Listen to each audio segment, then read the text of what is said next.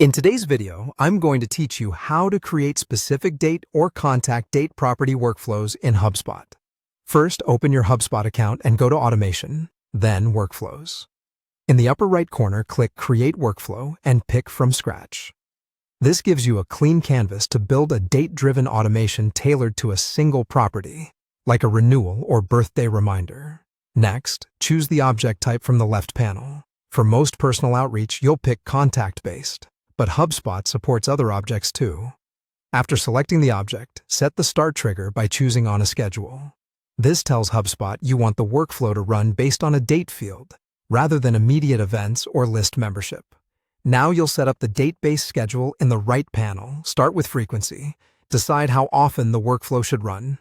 Once or annually are common choices for date properties.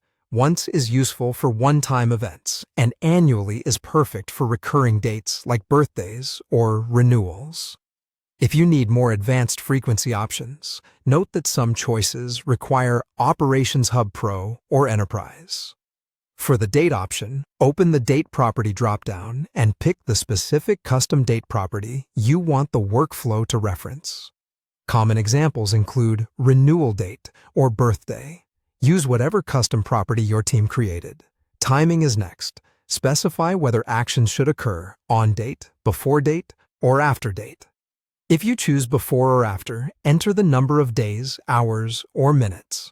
For example, set 7 days before a renewal date to send a reminder email in advance.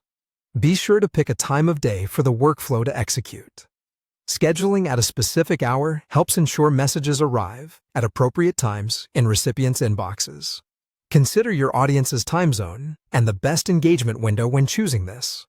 Before turning it on, click the Settings tab to adjust general execution options. If this workflow should run again for the same contact, for example, every year for a birthday message, enable re-enrollment so contacts can re-enter the workflow when the date recurs.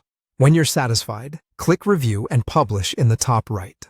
Choose whether to enroll existing contacts who already meet the criteria. Then click Turn On to activate the workflow. A couple of quick tips. Test with a small group first to verify timing and content, and confirm the date property is populated and formatted correctly for your contacts. With those checks done, your date-driven workflow will run reliably and help you automate timely, personal outreach.